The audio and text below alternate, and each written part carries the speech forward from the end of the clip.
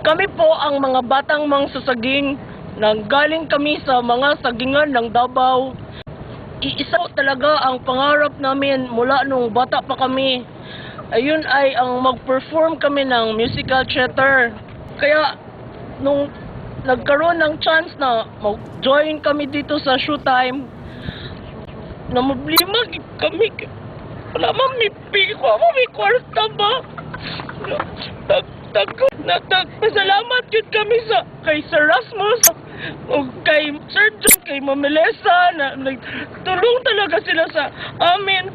Ang gusto lang yun namin na makatulong kami sa aming mga pamilya sa kung ano man yung price na matanggap namin dito. Malaki na yun ang matulong nun sa amin kasi minsan wala na kami makain. Minsan, saging na lang aming iulam sa araw-araw. Kaya, galing sa Davao, ito na po ang aming espesyal na handog sa inyong lahat.